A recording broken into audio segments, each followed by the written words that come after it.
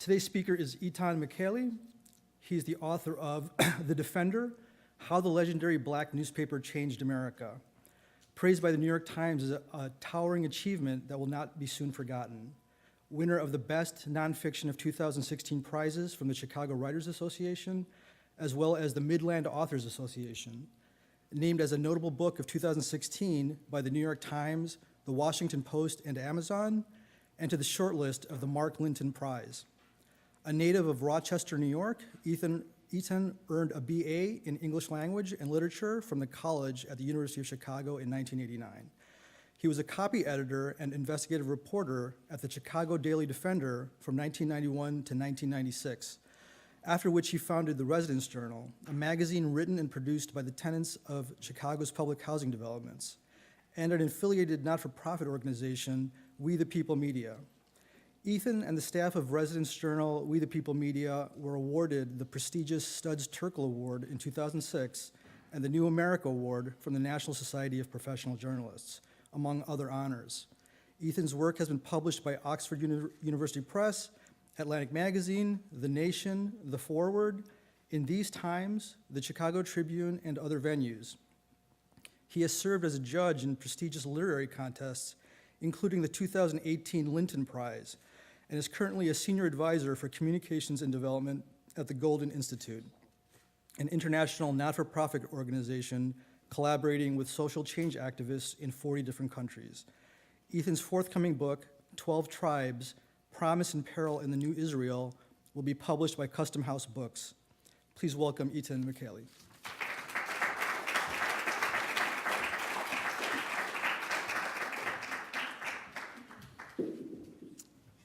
Thank you, Bobby, and thank you, all of you, for having me come to speak to you today. If you aren't familiar with the Chicago Defender, I'll just give a short summary of its accomplishments over more than a century of publication at this point. The Defender challenged Jim Crow and segregation in the South. It launched the Great Migration of African Americans from the South to the cities of the North. It then galvanized the migrants who came from the South into an electoral force that had really never been seen in the United States before and remains today one of the strongest electoral bodies in the country. It was an electoral force that elected Harry Truman, which I'll talk about in a minute. There's a great connection from the Defender to that infamous Chicago Tribune headline that incorrectly predicted the results of that election. It elected, arguably, JFK. I've got data that I've gone through to demonstrate that.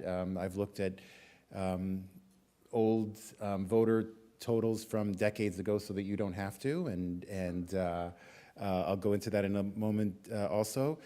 And it gave a state senator from Illinois who was ambitious and talented.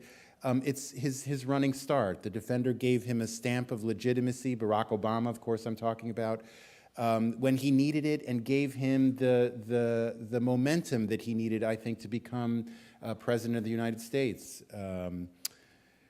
But I have to say, I didn't know any of those things when I came to the Defender originally to start working there as a copy editor in 1991. I was a fresh graduate of the University of Chicago, as Bobby said, with a degree in English Lit and plans to become a novelist. And when I looked in the newspaper, back in those days it was a newspaper where you looked for jobs, if you remember. And when I looked in the want ads for jobs for aspiring novelists, the entries were pretty thin. And a friend of mine who was also a white, Jewish, University of Chicago graduate recommended me as his replacement at the Defender. And it was really only when I walked through the door of that historic building, then at 24th Street and Michigan Avenue, and saw an array of Defender newspapers under a glass case going back to the beginning of the 20th century. I saw the portrait of the founder, Robert Abbott, a few years later than this portrait, which I'll talk about in a moment. And when I saw his quote etched onto into the floor where I was standing, that was really the first moment that I understood that I was somewhere special. And I spent 5.5 years at the Defender, really, in some ways, I think, providing a service to the community in terms of the reportage that I was doing, in terms of the writing that I was doing. But it was also, for me, a tremendous education in journalism, in Chicago, in race in America, and on a host of other topics that I would not have gotten access to. I would not have gotten that education had I really been anywhere else. And it was that experience of being at the Defender in that special place as one of the few white employees at the Defender, but not the only white employee. The Defender has always had white employees as part of its mission to create an integrated nation. And the experience that I had there as a white employee at the Defender really made me think that this was a story that needed to be told, and that this was a book that I needed to write. It isn't the first book that has been written by a former Defender staffer about their experience at the Defender. There have been a number of books by, certainly by scholars about the Defender, but also by former Defender staffers, white and black, who have talked about their time at the paper. This is, however, the first comprehensive history of the paper, going back to its origins and tracing the origins of the founder and some of the other principles of the paper back to the beginning. So it's a book that is very much in conversation with those other books about the Defender, and I have to admit that I'm thrilled that it has found a larger audience. It's much more than I ever imagined, because really what I had hoped for was that if those few former staffers of the Defender that were out there read the book and said that I had done a good job, that would have been satisfactory to me. So the fact that I'm here with all of you today and have been able to get all the attention that Bobby mentioned from the New York Times and other places is really just icing on the cake, that I could transmit this experience, that I could put this experience down in a way that people can experience, was really what I had in mind when I wrote the book. So I'll go back to the very beginning of our story, to this photo right here, which, if you look at the gentleman with the eyeglasses, who is the second from my right, that's Robert S. Abbott, who will go on to be the founder of the Chicago Defender. In 1905, he founded the Defender. The apocryphal story is that he founded it with a quarter in his pocket, and was soon able to make it into a success. The reality is that it took quite some time, years and years, and in most of that time, Robert Abbott went without food or clothing, and even without an office or a legitimate place for him to live. It was his landlady, Henrietta Lee, a woman from whom he rented a room, who believed in him so much that she offered him her dining room and really her apartment as a whole as the Defender's first newsroom. And it would stay that way for many years. In fact, Robert Abbott, when he first began to make a fortune with the Defender, the first thing that he did with the money was to buy Mrs. Lee an apartment somewhere else, so that he could expand the Defender into the other parts of her home and make it into, make her apartment and eventually the whole building into the Defender's first office. He did this, by the way, because there was a post office very close to the Defender's office that had an African-American staff. And Robert Abbott understood that he needed the support of those postal workers, those African-American postal workers, to insert the newspaper into the mail stream so that it would not be removed or confiscated once it reached the South. I have to say that the white South, with all of the atrocities that it was committing against African Americans at that time, somehow did not feel that it was something that they were willing to do, to actually seize things out of the U.S. mail. So once the Defender was in the U.S. mail stream, it became it was protected and it was able to reach readers around the country. Now that said, Robert Abbott also had help from other people in getting the paper out to a broader community. This is, of course, a photo of Pullman porters, the famed valets of the interstate railways in those days. We have to give these folks the appreciation that they're due. 19th, early 20th century railroad travel was extremely noisy, dirty, uncomfortable. The trains rattled. Remember, there's no air conditioning, there's no heat. There's no guarantee of good food. There are no microwave ovens to make food. All of this has to be done using older techniques. And the Pullman porters were able to transform these environments into five-star hotel accommodations with excellent food, with clean white sheets. I still don't understand how they were able to do that. And with first-class service, despite the difficulty of the circumstances, and despite the poor treatment that the porters themselves received. Now, again, there's an apocryphal story of how the porters helped the Defender get out all over the country, that they would take bundles of papers and kind of toss them into farm fields and hand them out to people. That's not actually the true story of what happened with the porters. The porters were actually agents of the Defender in that they went out to different communities around the country and sold subscriptions to the publication. Now that to me is even more meaningful than the apocryphal story, than the legend of how they distributed papers, because if you think about it, a small farmer, a sharecropper, a small business owner in the South would have been very reluctant to part with the dollar that a subscription to the Defender cost in those days. It was the reputation of the Pullman porter, as well as the reputation of the Defender in far-off Chicago, that allowed the porter to sell that subscription and then made that sharecropper, that farmer, that small business owner into a new loyal reader of the paper. Robert Abbott regarded that relationship as sacrosanct. He would do anything that he needed to do, risk life and limb, literally go again without food or clothing, to make sure not just that those papers came out, but that they came out on time and reached their subscribers on time. He was very determined to make sure that happened, and that relationship, that bond of trust that he built with his readers was something that was that carried the Defender. I think it still continues to carry the Defender today.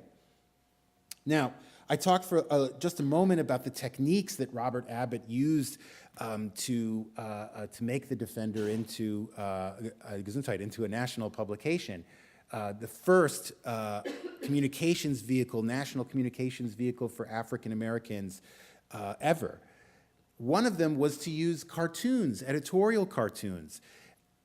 These kind of techniques, large headlines, creating sections for news and features and sports and children's section. These were all new innovations. If you look at newspapers from the 19th century, they tend to just be column after column that mix different categories of stories that have headlines that are very difficult to distinguish from the regular size type.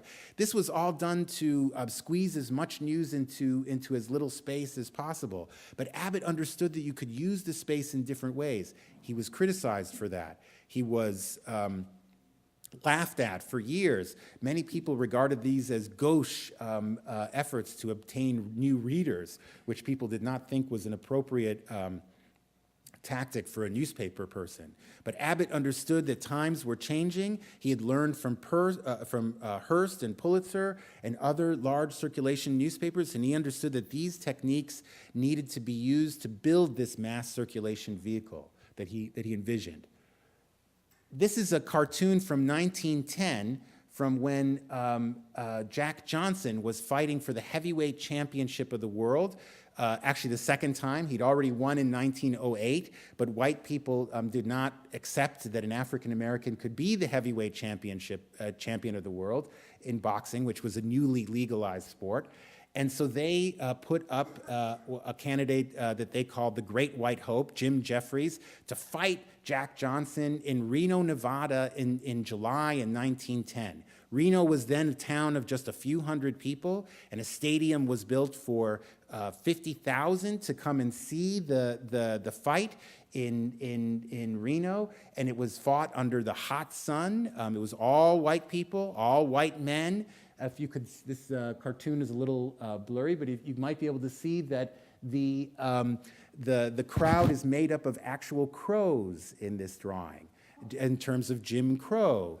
And it's really, Johnson is portrayed in this way, very much in contrast to the Chicago Tribune and hundreds of other newspapers, white-owned newspapers around the country that portrayed Johnson as a kind of devil figure and Jeffries as a sainted warrior for white Americans and for white people around the world. The Defender stood out even by 1910 as having this very different perspective with its small circulation and its small readership relatively. It was able to punch far above its weight with cartoons like this, with images like this, that were able to portray to its readership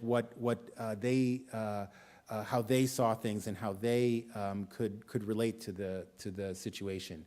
Johnson, of course, won the fight easily and dramatically. And this victory caused race riots all over the country. Johnson's train going back to Chicago, he had moved to Chicago himself because of the nascent community of African-American intellectuals and activists that were coming together and fighting for civil rights out of Chicago. The Defender was very much a part of that. And Johnson, when he came back to Chicago in his train, was terrified to see an enormous crowds of white and black people waiting for him at the train station. After a few moments of hesitation, he said, well, I'm going to go out there to face my fate. And when he did, he was hoisted onto people's shoulders, white and black, and cheered as they walked through the streets of the city. Why did he receive this great response in Chicago from white people? When other white people around the country had been so angry? Well, in Chicago, unlike other parts of the United States, because Jack Johnson was a hometown guy, white people in Chicago bet on him, along with black people from Chicago, and where the odds had been very heavily for Jim Jeffries, all those folks in Chicago, because they were betting against the odds, won a whole lot of money. And so they were absolutely thrilled, and Johnson enjoyed this reception, and it became a rare moment of comedy in Chicago's racial history. During World War I, the number of immigrants to Chicago, of course, began to slow and then stop, and in some ways even reverse, as people began to go back to the countries of their birth or of their ancestry, Germany, Austro-Hungary, Great Britain, and so on, to fight in that war. The demand for American manufactured goods, foodstuffs, and other items surged at the same time, and the factories in the North suddenly needed a new source of labor that was not immediately available. Well, African Americans in the South became an attractive labor source in the country, and recruiting agents began to go down to the South to be able to bring them to the North. It has to be said that the Defender, Robert Abbott and the Defender, did not immediately support the Great Migration. Their point of view was that unions in Chicago discriminated against African Americans. Robert Abbott knew himself as a printer he could not get accepted into the printers union in Chicago. Part of the reason that he was so hungry and so poor was because he could not make use of his printing skills at any of the white-owned printing shops in the country, so in the city. So he wasn't enthusiastic about African Americans coming to the North. That frankly, there were jobs in Birmingham and Atlanta the same way that there were jobs in Chicago and other parts of the North. So he didn't see the point in leaving the South.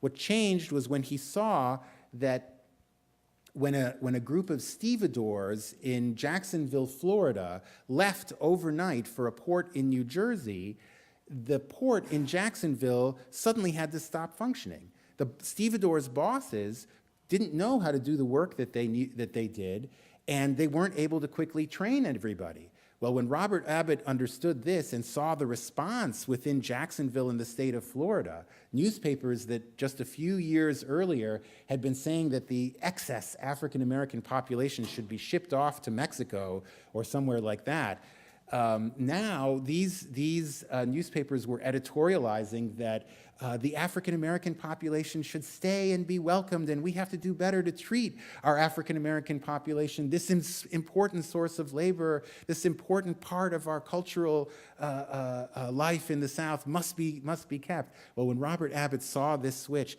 he understood that the migration could be used as a weapon against Jim Crow, as a way to deprive the segregated South of its prized labor source, of its underpaid labor source.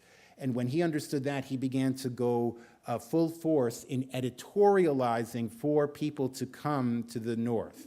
Now, I say editorializing because the front pages of the newspaper were filled with news reports that were accurate about life in Chicago. They pointed out that there were efforts to segregate schools in Chicago. There were efforts to segregate people, to segregate neighborhoods in the city. They did not sugarcoat any of this.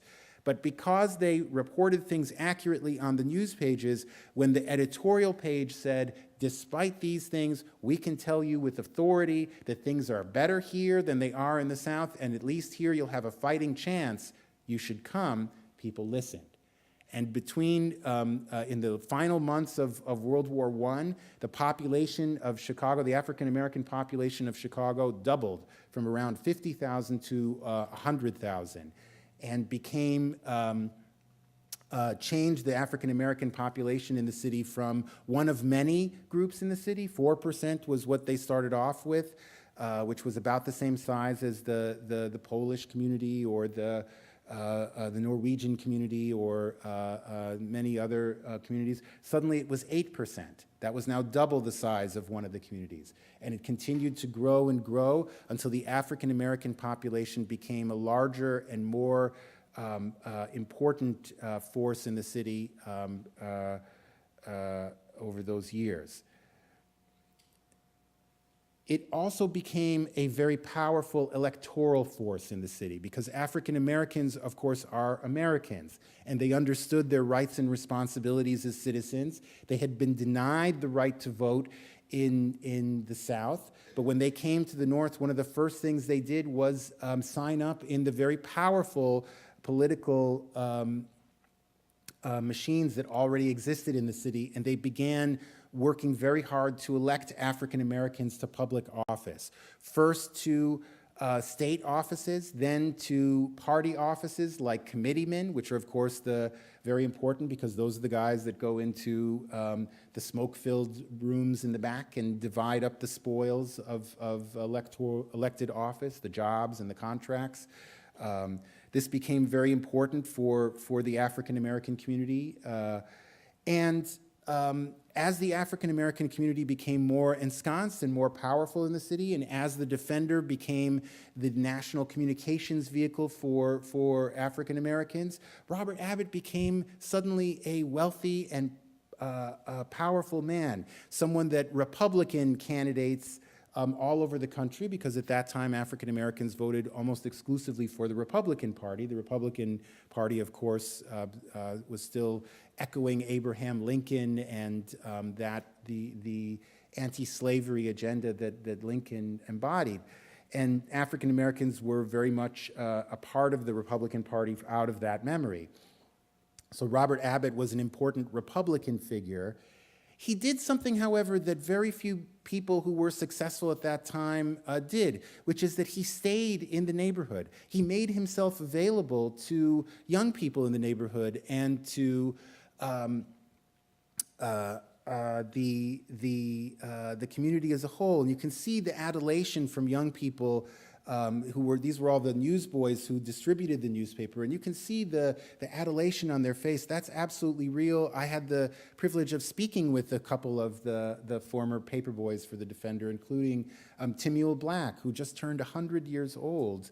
And even though Dr. Black was not a paperboy himself, he was an assistant paperboy for his older brother, he remembered Mr. Abbott very vividly and remembered him not as a great speaker and not as a powerful orator, but as someone whose personal example and appearance and commitment were so obvious that he was that kind of inspiration for folks.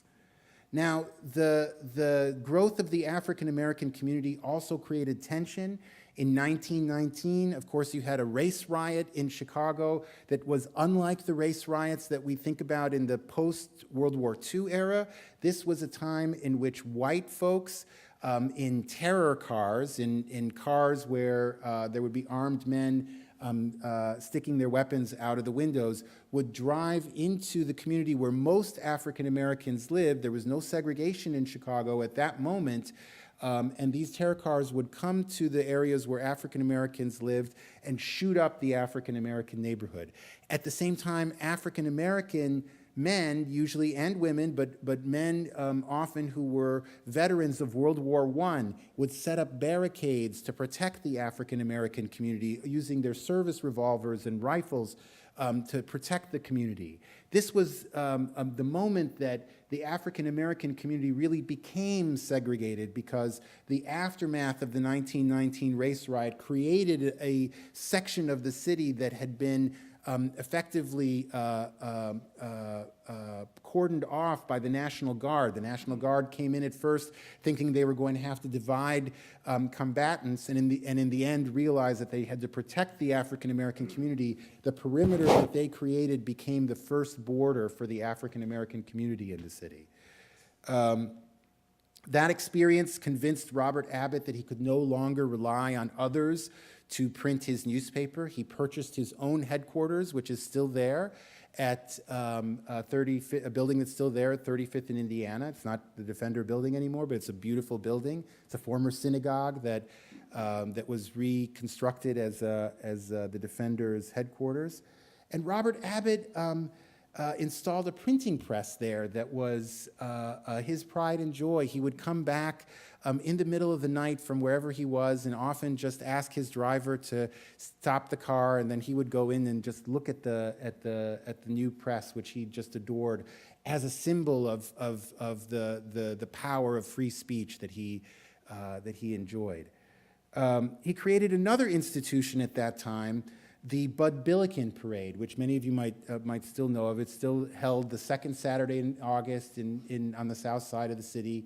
It's an incredible event. If you haven't gone, I really recommend it. I do recommend, however, that you go without bringing your own food. Just go with cash, because there are plenty of vendors along the way, and you won't eat better if you bring your own food. So it's worthwhile to just go with some dollars and enjoy yourself. But Robert Abbott founded the parade back in 1934. You can see in this photo, Duke Ellington was one of the first luminaries to be in the parade, but you still have important figures from all over the world, really, who are seeking to be the headliners of the parade and to participate in it. By 1940, however, Robert Abbott has become ill. He's succumbing to Bright's disease, which is a liver ailment that we can cure pretty easily today, but which then was fatal for him. And again, you can see, I like to contrast this photo with the shot of him with the newsboys, because you can see the adulation on the faces of these grown men as well. And these were all folks who would not have been able to get a formal journalism training. There were, after all, no schools for African Americans to get journalism training at that time. They would have all come to the Defender as neophytes, as people without any experience or training, and it was Robert Abbott that made them into journalists, into nationally recognized, nationally respected figures because of the training that he provided. So you can see the adulation on their faces the same way that you saw it with the newsboys. He eventually did succumb in 1940. He died because of this and was succeeded by his nephew, John Sengstack. John Sengstack was a very different individual. He did not have in some ways, the intellectual heft that Robert Abbott had, but what he lacked in that intellectual side, he had in abundance in the social side. He was very powerful in his personality and the way that he was able to bring people in the way that he was able to build consensus. And when he had to be, was very powerful in convincing people in power to work with him. This is Francis Biddle, who was the FDR. We just saw a photo of FDR. He was FDR's attorney general, and he threatened to shutter the black press, to censor the black press, or to otherwise prosecute African-American publishers for sedition, for printing articles that were critical of the American war effort. The military, of course, at that time was segregated. African-American journalists had no access to people in power, and African-American soldiers, while they were perfectly willing to fight and serve, were not given positions that as officers or in combat or in some of the more prized positions in the military. So when the Defender and other publications wrote about this, this was seen as criticism of the war effort. Attorney General Biddle threatened to shutter the black press for what he saw as potentially seditious activity. John Sengstack called his bluff. He said, "You do have the power to do that. Why don't you go ahead and do it?" Calling the Attorney General's bluff was not what the Attorney General expected. And they then had a conversation in which John Sengstack demanded that the black press be given access to people in power, that the black press be given respect, and that the black press be given access that it had not had before. And Biddle was convinced, and he became a strong behind-the-scenes ally with Mr. Sengstack for the rest of the war years. He became a very powerful a spokesperson for making the black press an important part of the media firmament. He and Mr. Sengstack worked together to get the first African-American reporter in the White House press corps, and then to get African-American reporters their first session with the president himself, with FDR himself. The Defender at this time was really at the height of its powers in terms of its influence. It had writers like Langston Hughes who were really looking at the war effort as a moral issue. Why should African Americans fight for freedom and justice overseas when they did not enjoy the same within the country? This debate, which is really a very powerful and emotionally contentious even debate, was played out in the pages of the Defender the way that it was really not done almost anywhere else. And it was a very powerful discussion that even today I would suggest that any of you who are interested in these kinds of moral debates, you could read these copies of the Defender. This is the Victory Through Unity edition of the Defender, a very special edition that contains writings from everybody on the political spectrum about this issue. This is still a great read even today.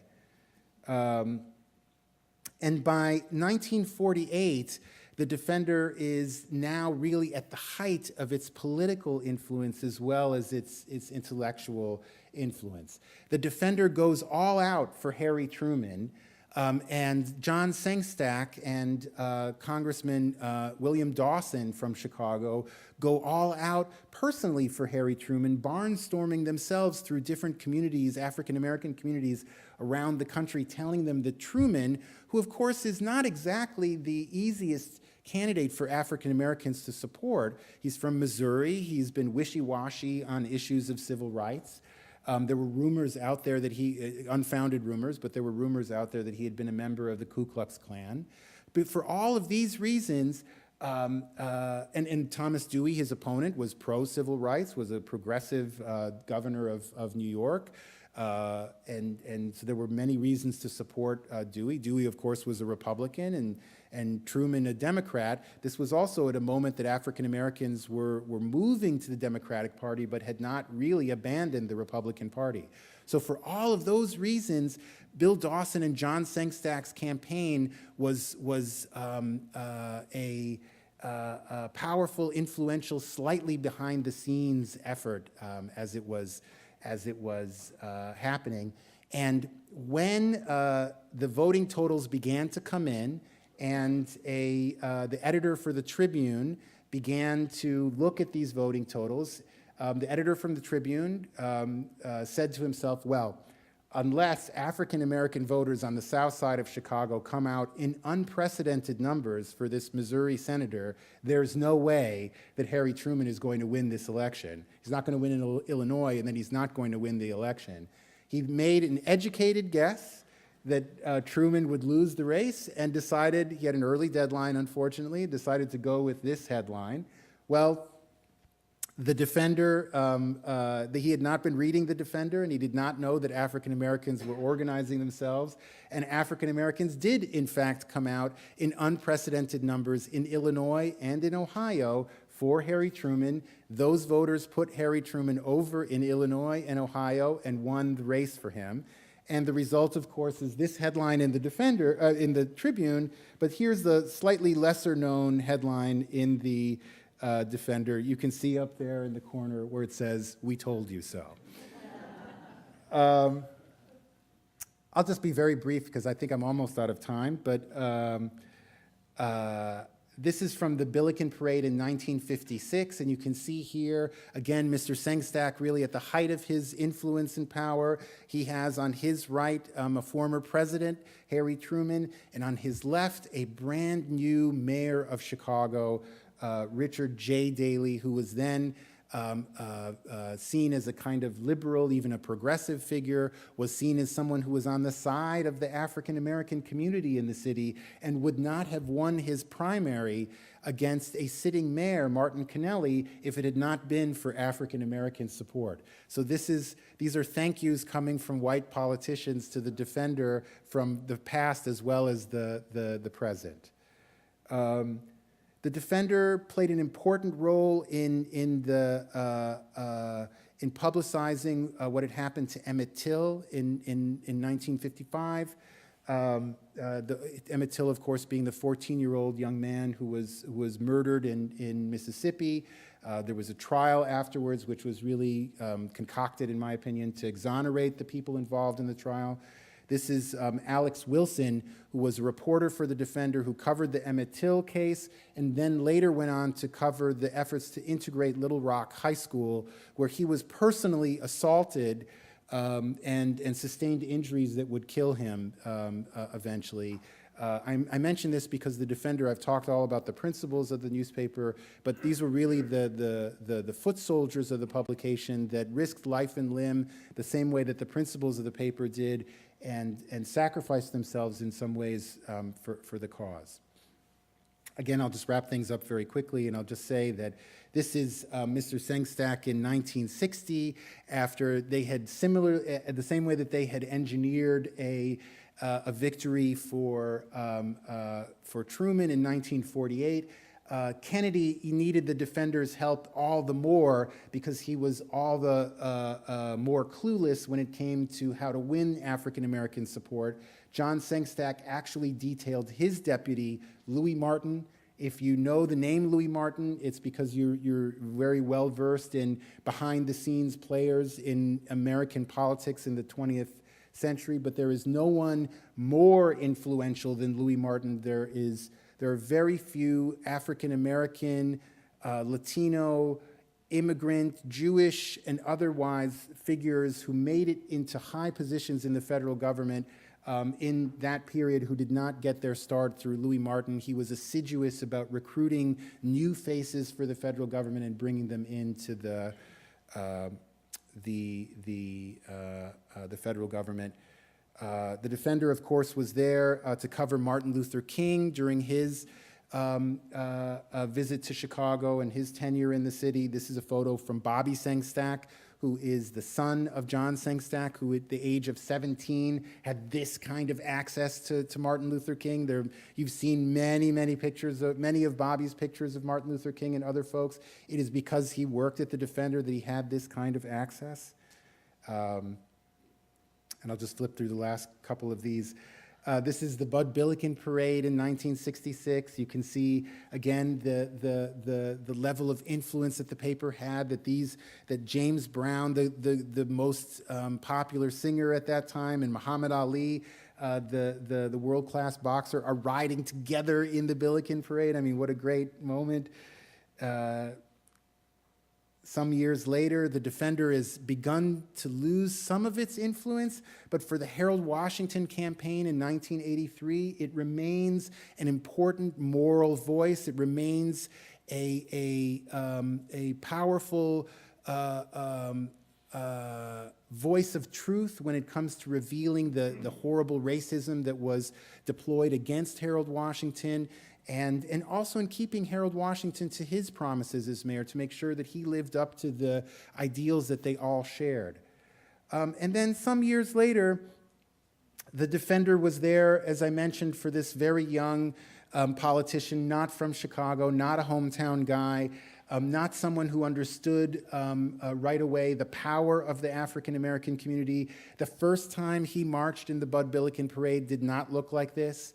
The first time Barack Obama marched in the Billiken Parade, he had a small group of people with him, and he was just shocked to see the 500,000 or so educated voters lining the streets of King, both sides of King Drive, knowing exactly who to cheer for, carrying their own signs. It was that experience that told him that he absolutely needed to have a great showing at the Billiken Parade. And this is him during his campaign for the Senate. Once he was a U.S. Senator, he was a 3-time Grand Marshal of the Billiken Parade, and then dispatched his top aide, Valerie Jarrett, to be a Grand Marshal, and several other aides after that. He remains I'm told that he would love to continue, he would love to march in the parade again, but Secret Service thinks that it's too risky. But he continues to have that kind of affection for the institution and for the parade. And the last thing I'll say, just to make it clear, is that the Defender is still here today. After the Emmett Till incident, the Defender became a daily newspaper because it felt that it needed to compete with the white-owned dailies who had suddenly discovered what they called the race beat. The Defender stopped its daily publication in the early 2000s. When I worked there in the 90s, it was still a daily newspaper, but it stopped soon thereafter. Nevertheless, the Defender is still here today. It remains an important paper. It continues to punch well above its weight class. It continues to be an influential voice and to be listened to, particularly at those times that politics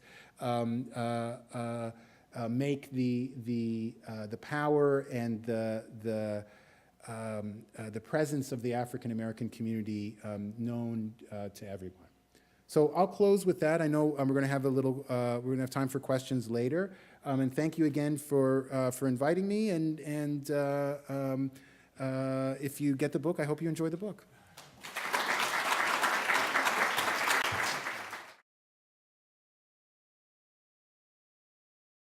Thanks, great presentation. What about Jackie Robinson and Wendell Smith?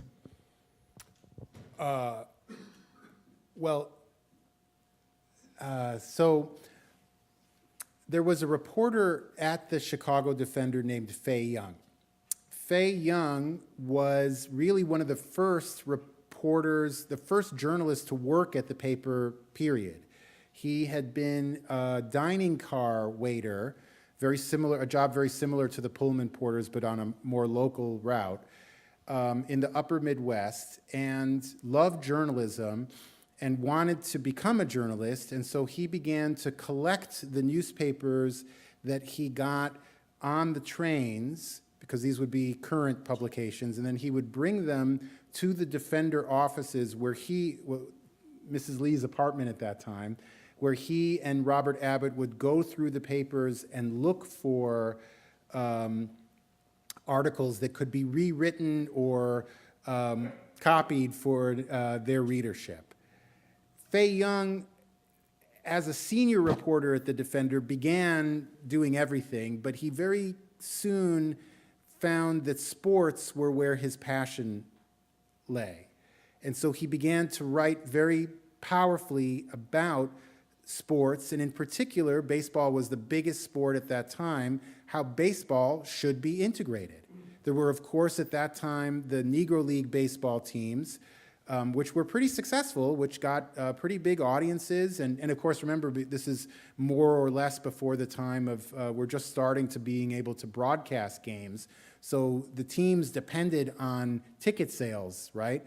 So the Negro League games depended on bringing in audiences, and they sometimes got bigger audiences than the white teams. But that said, Fay Young felt that it was wrong for baseball to be segregated that way, and he began a decades-long effort to push for that. He latched on to Jackie Robinson as part of that cause, and when he understood that Branch Rickey, owner of the Brooklyn Dodgers, was thinking about having Jackie Robinson move up, he began to push very strongly for that, may have even to a certain degree messed up Branch Rickey's schedule for making that happen. And I have to also say, Fay Young at that time was moving. He worked most of the time for the Defender, but he would occasionally get into salary disputes or whatnot with the Defender, then move to the Pittsburgh Courier, and I think he worked for the Afro-American chain for some time as well. He never left Chicago, but he just changed which newspaper he worked for.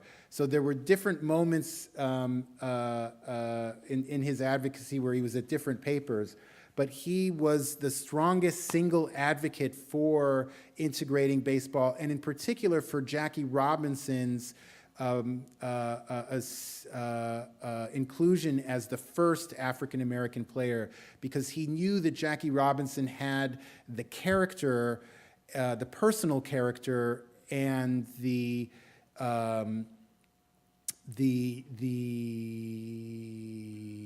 constitutional ability to put up with the abuse that he was going to certainly get hurled his way, that would make him be a standard bearer for integrating baseball.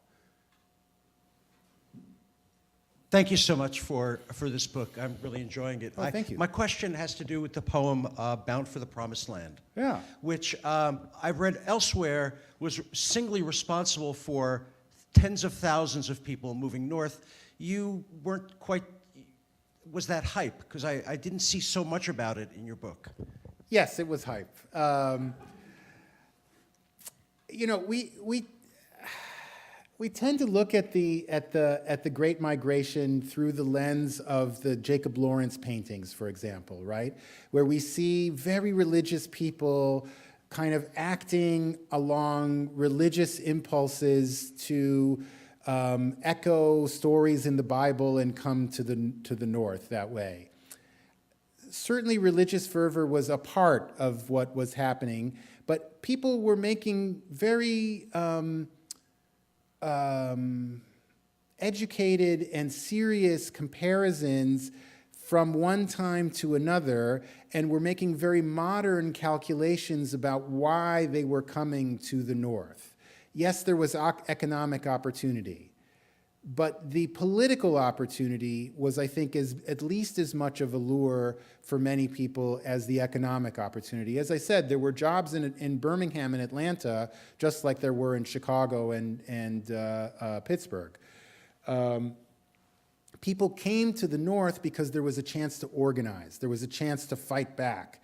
There was a chance as American citizens to participate in the electoral system and to protest using their power of free speech to fight back against the Jim Crow system. And they were very much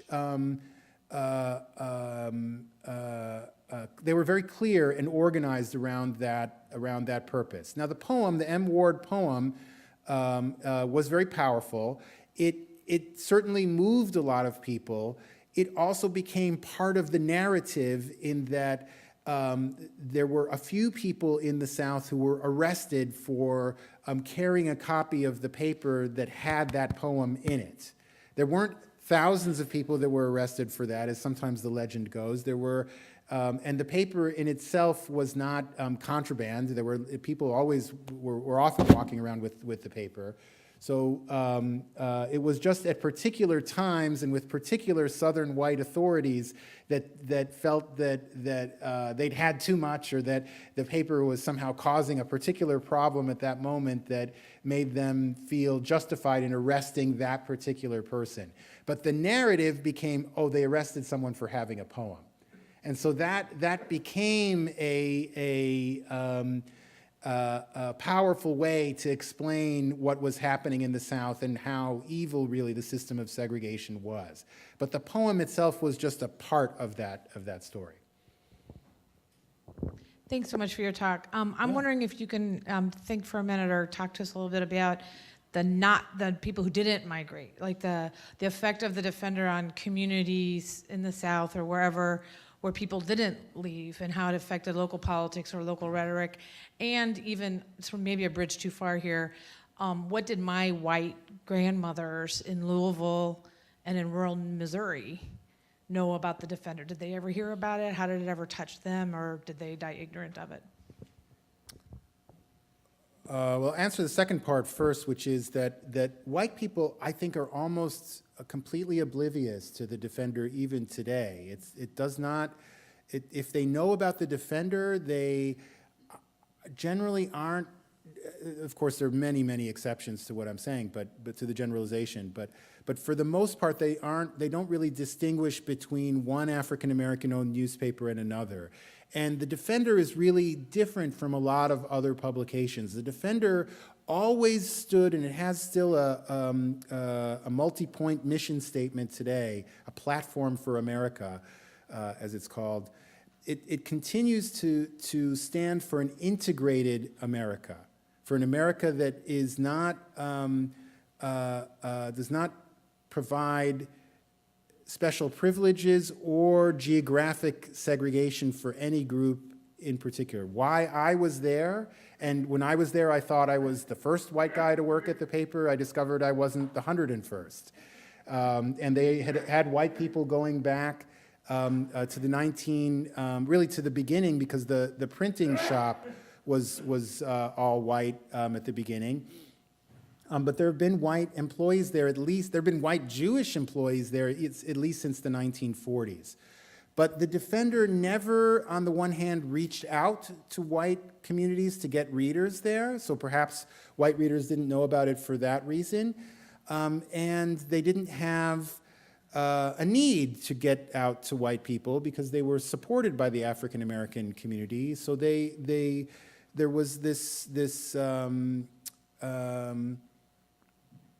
lack of effort, let's say, from the Defender's side, and then from white people's side, I won't characterize it too much. I'll just say that there has never seemed to be an enormous amount of interest in the black press, except for politicians and other folks who directly depend on some component of the African American community for their support.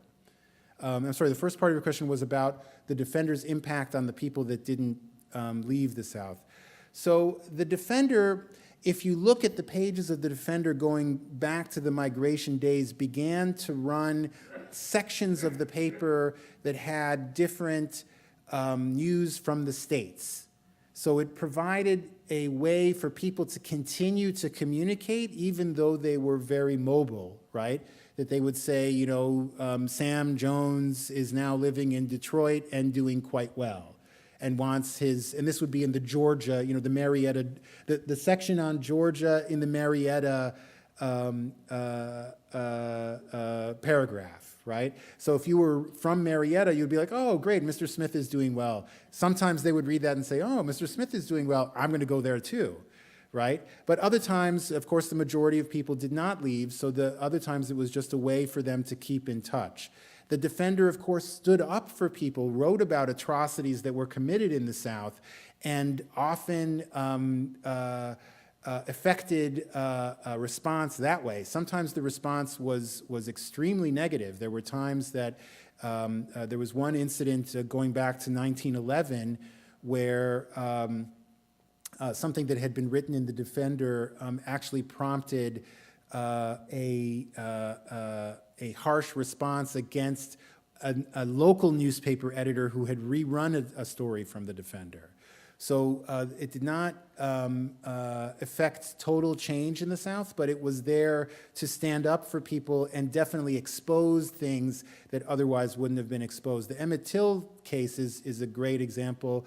Frankly, even Martin Luther King, early on especially the first few months of the Montgomery bus boycott, it was the black press and especially the Defender, the Pittsburgh Courier, and the Afro-American chain that I think kept King alive.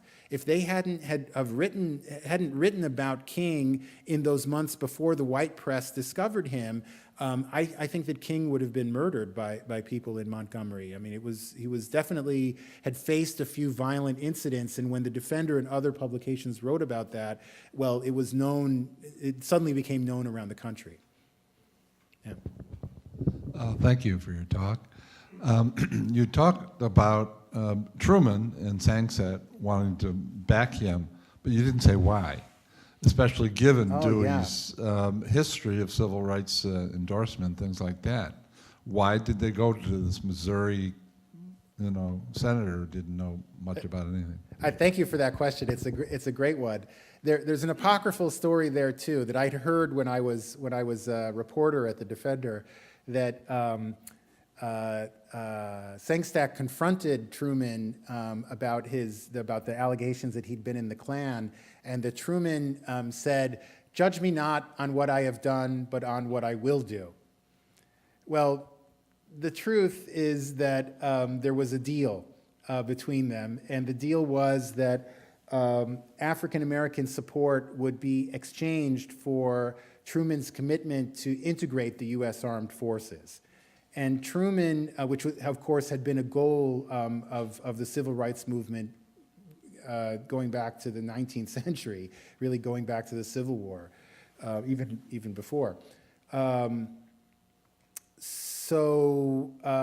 This was a big deal for the African American community. They were for folks like John Sengstack and Congressman Dawson from Chicago, who at that moment was the only African American member of Congress. He was joined a year or two later by Adam Clayton Powell from Harlem, but he was the only African American member of Congress at that time, and regarded himself in that respect as the congressional spokesperson for all African Americans. So endorsing a president was a big decision in that context. He went for Truman because of that decision to integrate the armed forces. Truman announced an executive order integrating the armed forces really just a few weeks before the election. And he created a commission to effect that order and named John Sengstack to that commission. That it was done a few weeks before the election was a message: if I get elected, right, he had already been president because he'd come in after Roosevelt's death. If I get elected as president, this will continue. If it's Dewey, who knows what will happen? So there was very much an arrangement on both sides there for why, a very pragmatic arrangement as to why they supported him.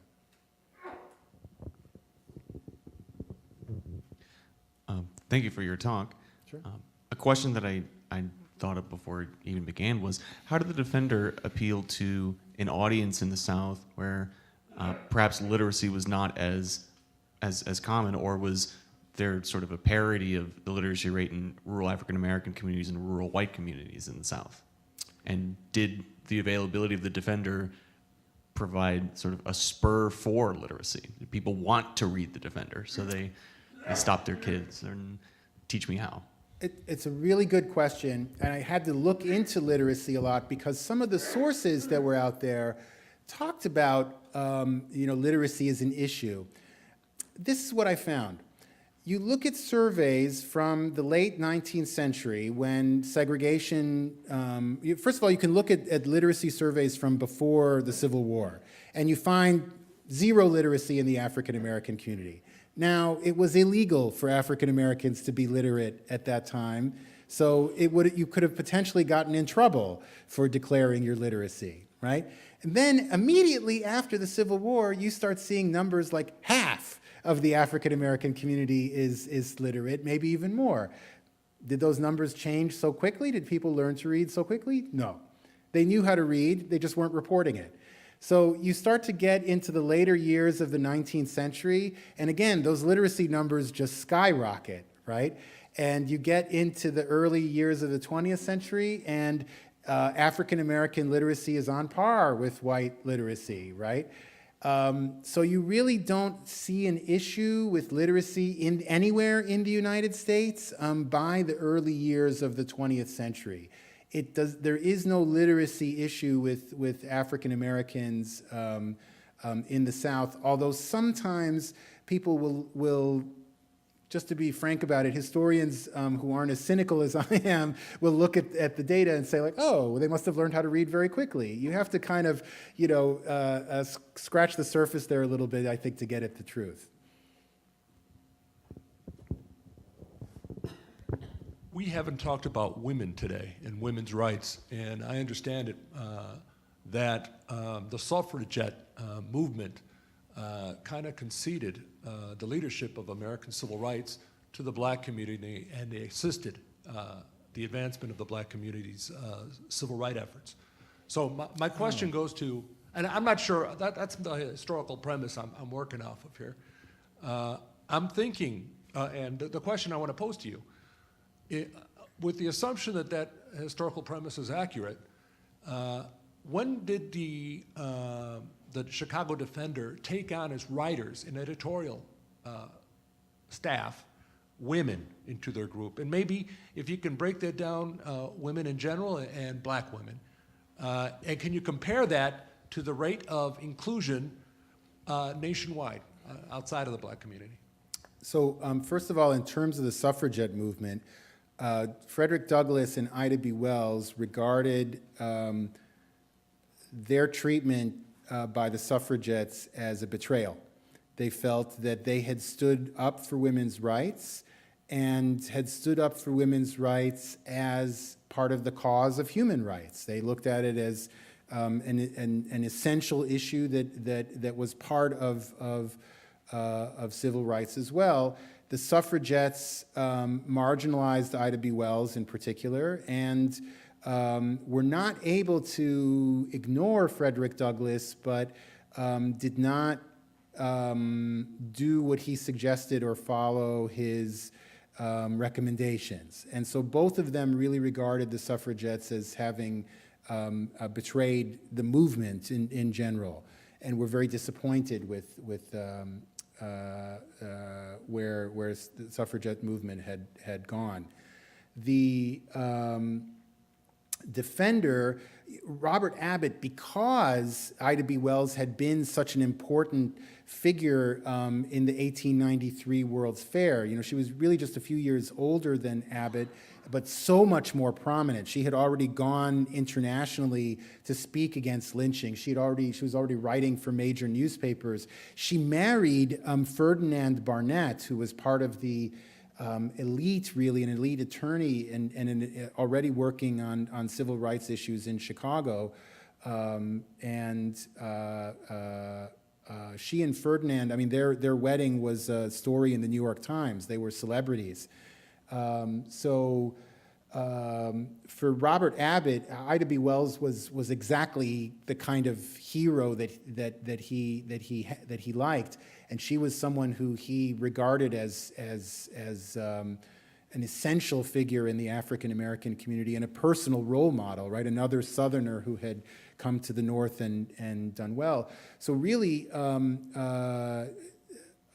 women were a part of the Defender from the very beginning and from its very conception. The paper itself, the investigative reporting in the paper was modeled off of Ida B. Wells' a pamphlet that she wrote, or a booklet that she wrote for the World's Fair, which has a long title about why the colored man is not at the Columbian World's Exposition. By the time she had conceived of this publication when African Americans were being excluded, but as I mentioned, Douglass had elbowed his way into every scenario in the World's Fair, so they were already a part of it.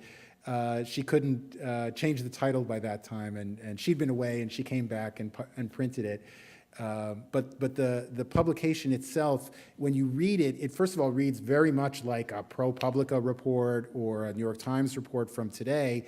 But Abbott understood this as a new kind of journalism, so he thought of Ida B. Wells as the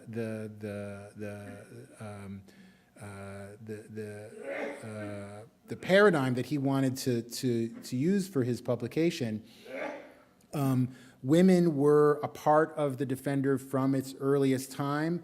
The Defender, John Sengstack, was very proud that Audrey Weaver in the 40s was the first city editor of any daily or any major publication in the United States at that time period. And the Defender had always had African-American women reporters in prominent positions. Betty Washington was the reporter who covered Martin Luther King's visit to Chicago. We'd say today, she was embedded with King in covering his visit to the city. So women were an essential part of the paper. Almost all of them African-American women, but not all. Joy Darrow, who became the managing editor in the 1980s, who was Clarence Darrow's niece, and is the mother of Tracy Bain, who is the founder of several publications in the GLBTQ community in Chicago, and is now the publisher of the Chicago Reader. And Tracy says directly that her mother's experience at the Defender was what gave her the idea to launch publications for the GLBTQ community. So there's a very kind of interesting interplay and mutual influence of women at the publication. Yeah. Okay, I think that's all the time we'll have today for questions. Thank you.